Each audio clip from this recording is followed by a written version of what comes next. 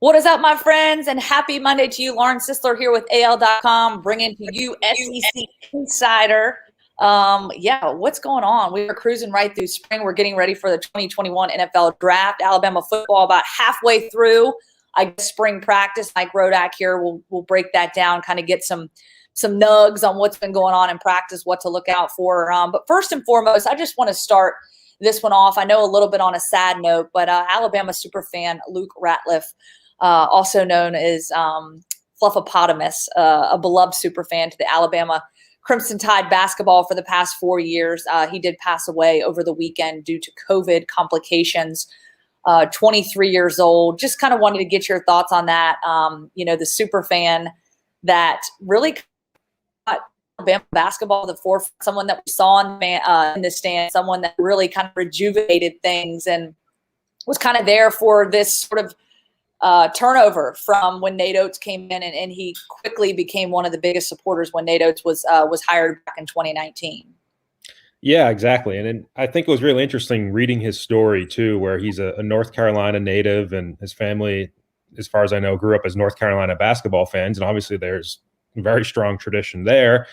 But he always was interested in the SEC. I think he said he started watching the SEC network when it first came on, and got an interest in Alabama. And then he came here, and to him, the basketball team was always more accessible than a football team. And he felt like you could become a closer fan to basketball with just the way the arena is. And, there's more games to go to, home games, and it's just more intimate. And that seemed to be something that really attracted him to it. And then he became that bridge between fans and the team in a way that I'm not sure exists on the football side. And it's just, I think, the nature of the football business, really. But in basketball, it was just different. Covering those games, you knew exactly who he was. They had that cheering section.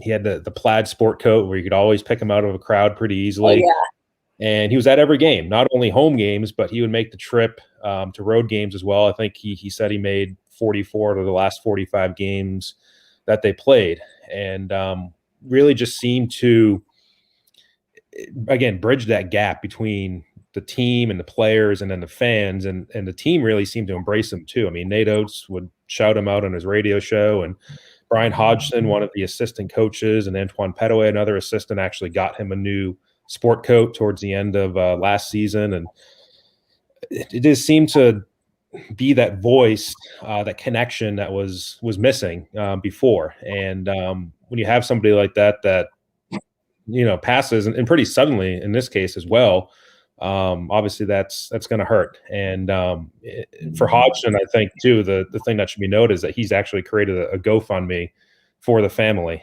where it's raised over $50,000 now. And I think Terry Nick Saban donated this morning, Greg Byrne donated. So it's something that I think is going to keep going and go well beyond $50,000 for his family. So again, just one of those things where it kind of makes the basketball team feel very human and very accessible. And I think he was part of making that all happen.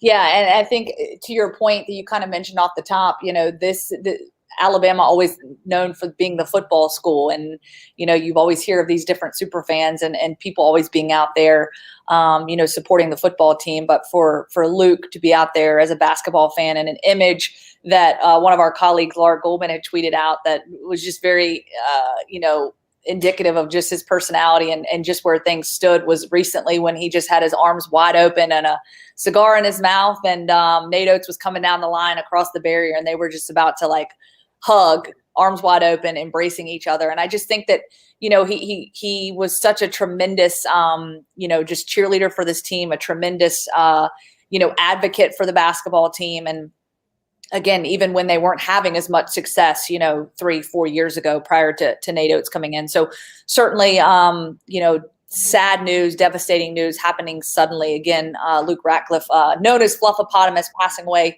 at 23 years old due to complications from COVID, and will certainly be missed. And want to send out our thoughts and prayers to his family, to his, his loved ones, and of course the Alabama basketball program and athletic program that have rallied behind him.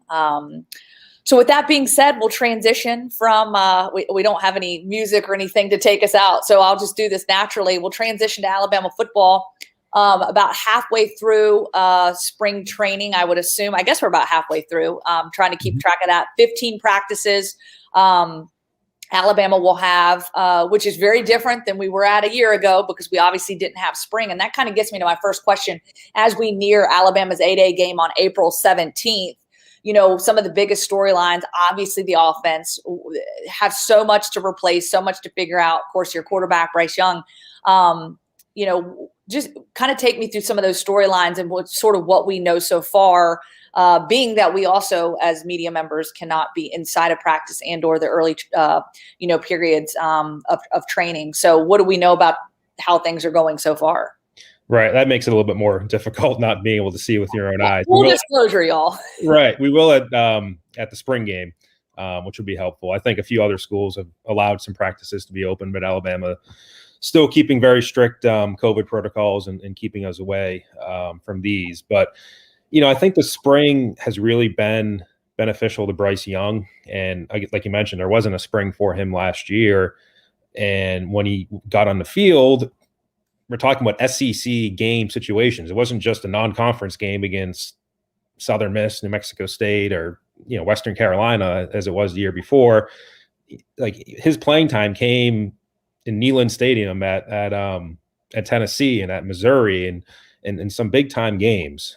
So you could sense a bit of anxiety and the moment kind of getting to him in some of those situations where he was in the game. And there was a pretty big drop off between Mac and Bryce Young. It just seemed like he needed to get more of a practice experience under his belt to be more comfortable being the quarterback of Alabama, being the quarterback of that offense, that Ferrari last season.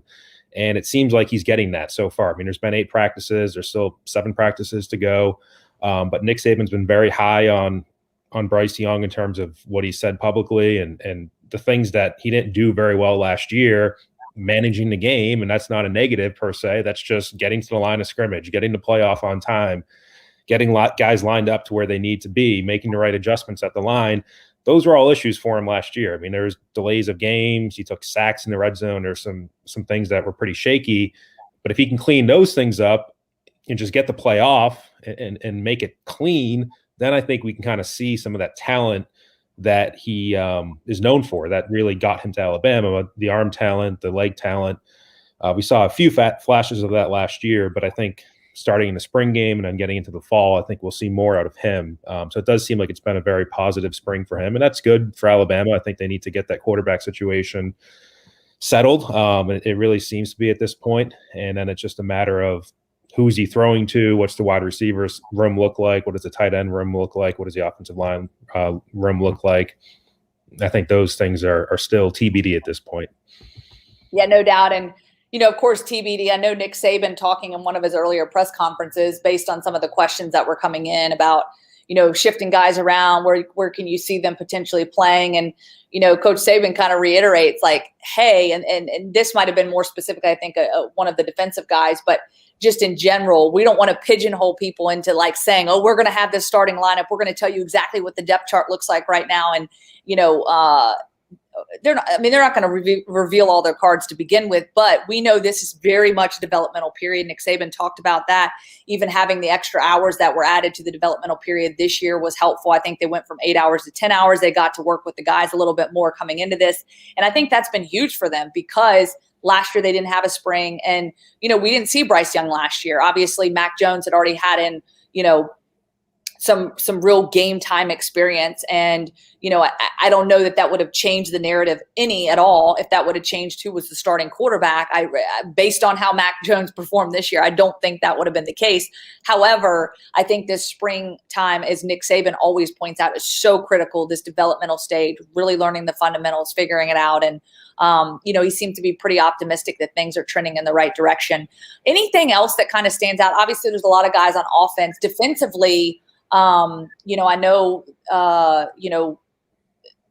there's always been some, I guess, concern these last couple of years that defense hasn't quite been exactly where Alabama has been in years past. But also you have to point out the fact, and Nick Saban pointed this out as well, teams aren't, teams aren't limiting other teams to just 8 points per game. Like that just doesn't exist anymore.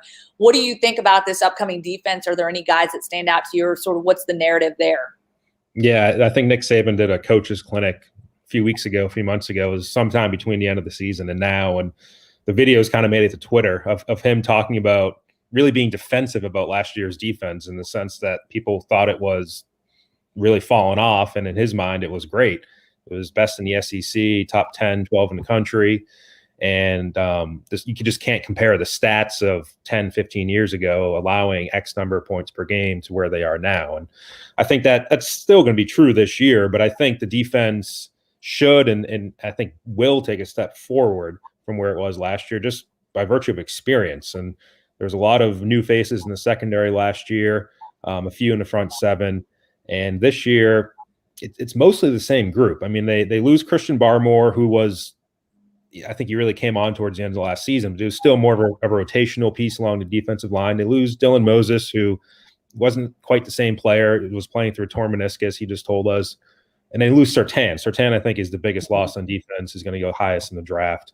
But I think there's experienced players on defense that will step into those roles. Jalen Moody seems to be the guy at inside linebacker for Moses. Jalen Armour-Davis at cornerback, potentially, or they could even get the freshman Quincy McKinstry, the Kool-Aid from Birmingham, might be a candidate for that spot as well.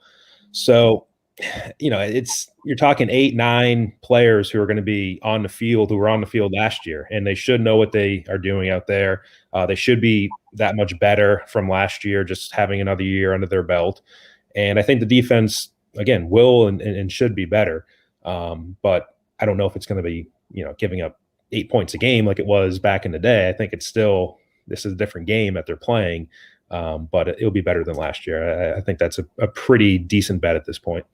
Yeah, no doubt about it. Hey, we appreciate the insight as always. Just a handful more practices, and then fans, along with the media, will have an opportunity to see Alabama on A-Day game. I'll actually be on the sidelines for that one, so I'm looking forward to it. Excited to see how things unfold, and I know a lot of other folks are as well. So we'll keep on keeping on, and of course, looking forward to the upcoming NFL draft as well, as we continue to provide coverage on that. And we'll have some Road to the Pros stuff as well, which is exciting. So anyways, Mike Rodak, we appreciate you as always. Happy Monday to all of you. Thanks for watching.